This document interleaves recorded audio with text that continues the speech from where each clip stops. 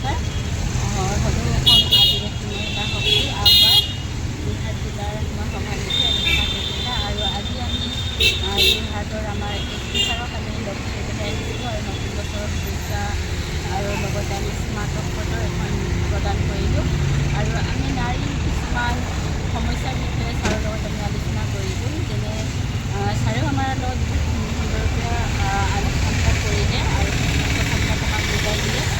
যেনে আমি প্ৰথমে নাৰী সমাজৰ কিছুমান সমস্যাবিলাক আঁতৰ কৰিবৰ কাৰণে হ'লে আমাৰ বাল্য বিবাহ এইবিলাক আমি বিৰোধ কৰিব লাগিব বা আমাৰ সমাজৰ পৰা আমি আঁতৰাব লাগিব আৰু আমাৰ সমাজখনত আমি সকলোকে শিক্ষিত কৰিব লাগিব আৰু তেতিয়াহে এইবিলাক দুৰ্নীতি বা বাল্য বিবাহ এইবিলাক আমাৰ মাজৰ পৰা দূৰ হ'ব আৰু এইবিলাকৰ বিষয়ে আলোচনা কৰা হ'ল আৰু আমি মাদক দ্ৰব্যৰ বিষয়েও আমি আলোচনা কৰিলোঁ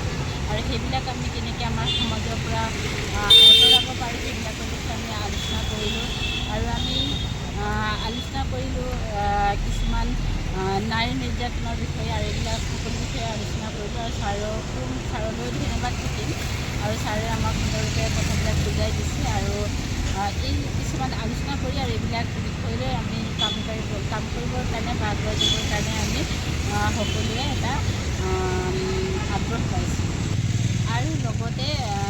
এতিয়া যিবিলাক গাঁৱত ডাইচ খেল বা কুকুৰা যুঁজ হৈ আছে আৰু সেইবিলাকৰ বিষয়েও আলোচনা কৰা হ'ল আৰু কিছুমানক যেনেকৈ আমাৰ যোৰহাট ডিষ্ট্ৰিক্টৰ তিতাবৰ অঞ্চলৰ শিলগুটিৰ পৰাও কেইদিনমানৰ আগতে অৱশ্যে সেইবিলাকে আমাৰ শিলগুটি যিটো নেকি নাগালেণ্ড বৰ্ডাৰ লাগি আছে আৰু সেইবিলাকে বৰ্ডাৰত সোমাই খেলিছে,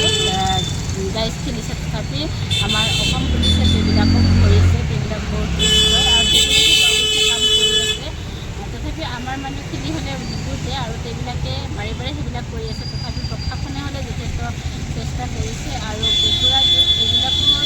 ওপৰতো সেইবিলাকে কাম কৰিবলৈ সেইবিলাকে হাতত লৈ আছে আৰু কৰি আছে। তো আমি সেইবিলাক প্ৰত্যেকে সজাগ হ'ব লাগিব, আমি গাঁৱৰ নাৰীসকলে আৰু আমাৰ নিজৰ গাঁওখন ঠিক কৰিবৰ কাৰণে আমি প্ৰত্যেকে সজাগ হ'ব লাগিব, তেতিয়াহে